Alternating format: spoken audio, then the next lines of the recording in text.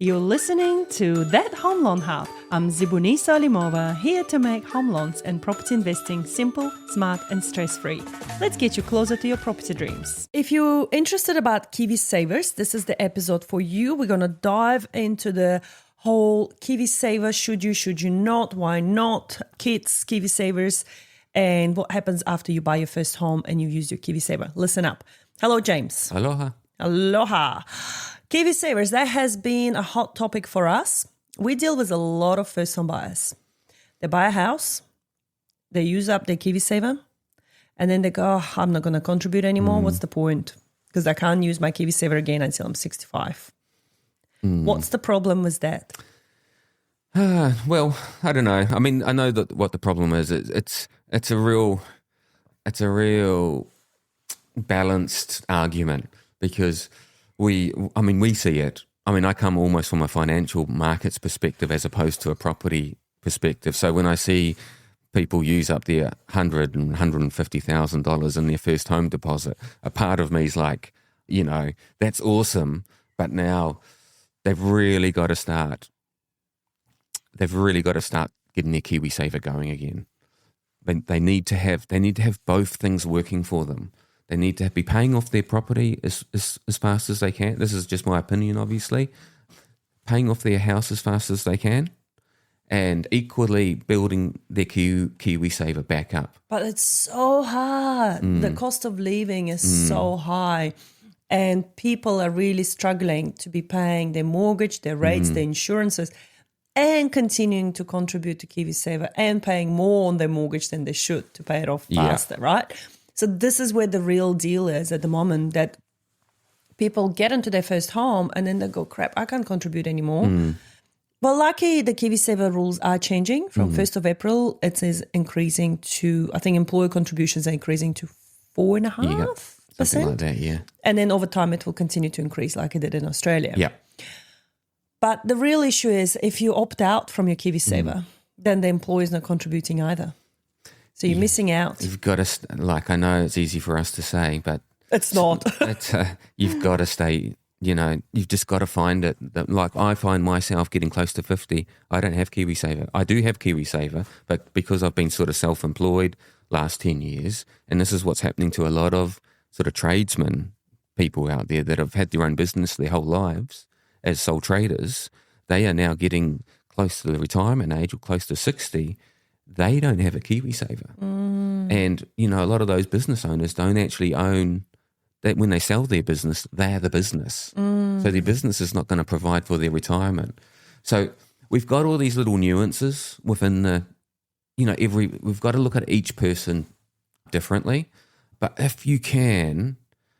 This is not financial advice, by the way. It's not financial advice, but it's good. It's reasonably... As a friend... Yeah. If we were your friend, we would say to you, hey, look into your KiwiSaver, start contributing something, because what you're missing out on is your employer contributions of 4.5%, but also the government contributions. Even though the government contributions dropped again, at least it's something that will continue to accumulate interest over the years. Yeah. And then we slightly touched behind the scenes around the kids' KiwiSavers, and you mentioned something. Yeah, well, I can't remember what I mentioned, but I'm sure it was important. You said that the parents have stopped contributing to their KiwiSavers or setting them up. Something to do with the contribution, the contributions that kids get from the government when they first set them up. There used to be all these incentives when KiwiSaver first started to get KiwiSaver get kids into KiwiSaver. Now a lot of those incentives are not as strong as what they used to be. So you've got a whole lot of New Zealand children who are now disconnecting with their KiwiSaver, which is the worst possible, it's the worst possible result. We want those young people to get into the savings thing as early as possible, because that's how it really works, right? Compound investing over 50 years. My kids are 15 and 14, 17 and 15. My daughter is absolutely, with what we've done with her with KiwiSaver, she is so much front of mind that every time she makes money, she puts it all into a KiwiSaver, and then she comes to us and goes, "Oh, I want to go out. I don't have any money because I've put it all in my KiwiSaver." Oof. And because this is what we've taught her to, but she's gone way too far. She said, "Don't come and ask me for money. Go and ask somebody else for money." I love it. You know, But this is great. And you just reminded me, my 10-year-old, the second son of mine, he came to me the other day. He goes, "Mum, can you open me Shares' account?" Because he gets pocket money from his little instructing job at Taekwondo that he does. So he gets, $10, $20 a week. Depends how many hours a week he works. And he gets this pocket money. He comes to me, he goes, can you open Shares' accounts for kids? And I was like, "Oh, well, you already have one with Dad." And he goes, "Yeah, I have one at Dad's. So the week when I'm with Dad and I get paid money there, I'll give it to Dad to put it in, because that's what he's been doing. And now when he's with me, instead of wasting his money on lollies, he realized he could be putting into Shares' account with me. Yeah. So I opened him a kid's Shares' account that he cannot touch until he's 18 or 20 or something like nice. that. And he can be in control which shares he buys. Yep. So he gives me cash, I put the money in there, and it's an exercise for him where he can't draw it back out of it. It's a very, very similar concept, but he will have 2 Shares' account by the time he's 18. Cool. And a KiwiSaver. Excellent. So this is what we sort of want, is a combination of both of those two things. We want our kids to be putting money into KiwiSaver, but we also want them to be doing what you're doing, and that's learning about investing from a young age and learning how it's quite volatile. Because as we spoke to an investment person yesterday, we can see that if you invest money in the markets over the long term, you get a phenomenal return. So yeah, I would really, that's what I'm trying to get my kids to do as well. So they've got KiwiSaver, they're actually building up their own money outside of KiwiSaver.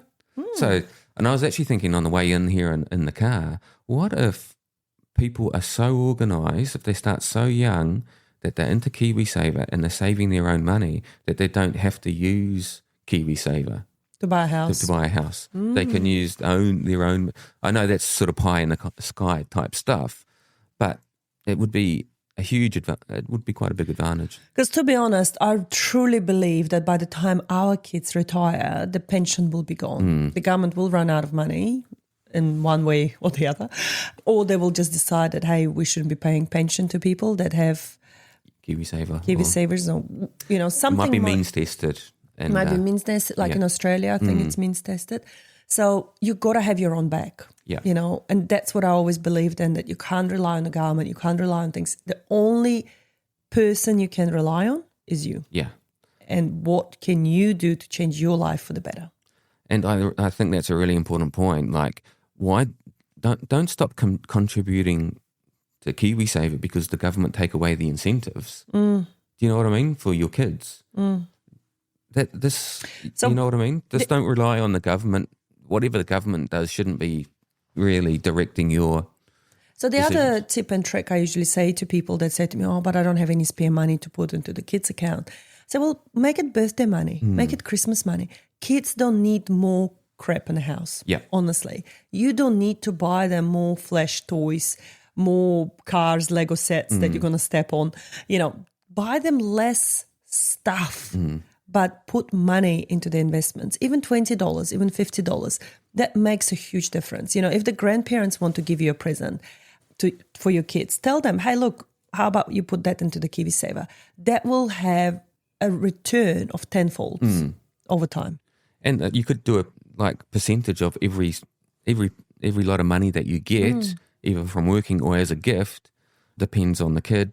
But 50% could be for yourself, 50% could be for investing. I think in my family, my daughter's doing 30% into KiwiSaver, 30% into Sharesies, and then 10% spending, because they don't have a lot of costs.